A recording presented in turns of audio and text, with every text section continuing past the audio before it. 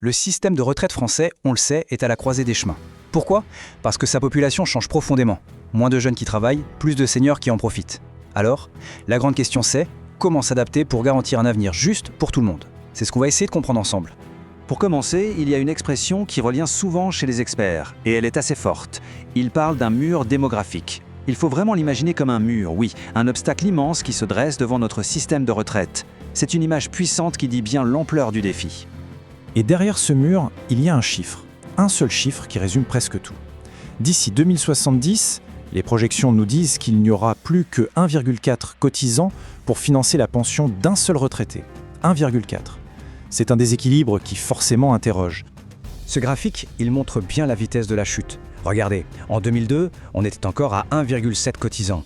La projection à 1,4, ça peut sembler peu, mais c'est énorme. C'est tout le principe de solidarité entre les générations, le cœur même du système, qui est mis à l'épreuve.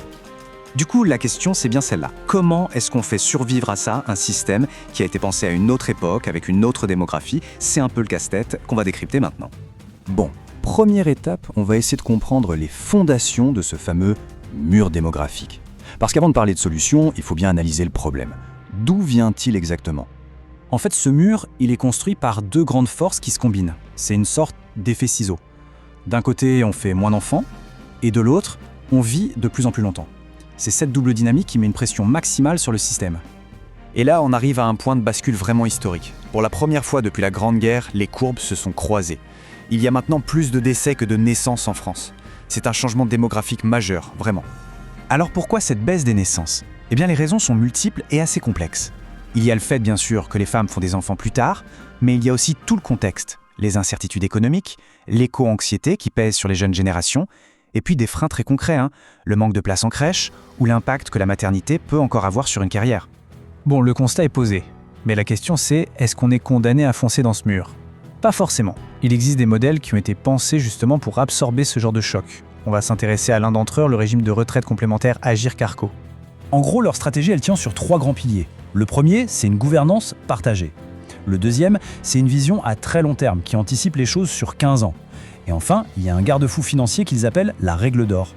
Le paritarisme, c'est vraiment la clé de voûte de leur système. Qu'est-ce que ça veut dire? C'est simple. Ce sont les représentants des entreprises et ceux des salariés qui pilotent le régime ensemble, main dans la main.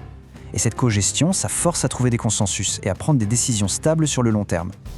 Et voilà le fameux amortisseur. La règle d'or, c'est une obligation. Le régime doit toujours avoir en réserve de quoi payer 6 mois de pension. Toujours. Et en se projetant sur 15 ans. C'est ce matelas de sécurité qui leur a permis par exemple de traverser la crise du Covid sans s'endetter. Et en fait, cette capacité à s'adapter, c'est un peu dans l'ADN du système depuis le début. Ça a commencé en 1947, puis il y a eu l'adaptation à la retraite à 60 ans, la grande unification de 1999, jusqu'à la fusion et cette fameuse règle d'or en 2019. Bref, le régime a toujours su évoluer pour répondre aux défis de son temps. Mais attention, un système de retraite, ce n'est pas juste une question de chiffres et de règles. Derrière tout ça, il y a des vies, des parcours, et c'est important de voir comment le système peut accompagner les gens concrètement dans leur quotidien. Prenons un exemple qui touche de plus en plus de monde, les salariés aidants. Ces personnes qui doivent jongler entre leur travail et l'aide à un parent, à un proche. Eh bien, pour ces situations qui sont souvent très difficiles, l'action sociale du régime propose un vrai soutien. Il y a aussi tout un volet pour soutenir la parentalité. Des points sont attribués pendant le congé maternité pour que les mères ne soient pas pénalisées. Il y a des majorations pour les familles nombreuses. Et ces mesures, elles ne font pas que réduire des inégalités. D'une certaine manière, c'est aussi une réponse, même indirecte, aux défis démographiques dont on parlait au début. Bon, maintenant, il faut prendre un peu de recul. Parce que si le système français a ses particularités, le défi démographique, lui, est loin d'être une exception. C'est une tendance de fond qui touche quasiment toutes les économies développées. D'ailleurs, quand on se compare, un expert de l'OCDE souligne une chose. Ce qui différencie vraiment le système français, c'est sa complexité. On a plus de 40 régimes différents. Et forcément, ça rend les réformes plus difficiles et le système, disons, pas toujours très lisible. Et ça, c'est un autre point qui saute aux yeux quand on regarde les chiffres. Le taux d'emploi des 60-64 ans en France est bien plus faible que la moyenne de l'OCDE. On voit bien l'écart. Ça veut dire qu'il y a là un levier économique énorme qui est encore sous-utilisé pour financer les retraites. Alors, au final, qu'est-ce qu'il faut retenir de tout ça? Que les défis démographiques sont bien réels, immenses et qu'on ne peut pas les ignorer.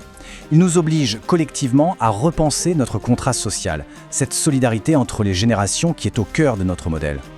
Et du coup, la vraie question qui se pose pour demain, elle n'est peut-être pas seulement technique ou financière. Elle est plus profonde, presque philosophique. Face à ces changements, quel nouveau pacte social on a envie de construire? Quelles promesses on est prêt à se faire les uns aux autres? La question, bien sûr, reste ouverte.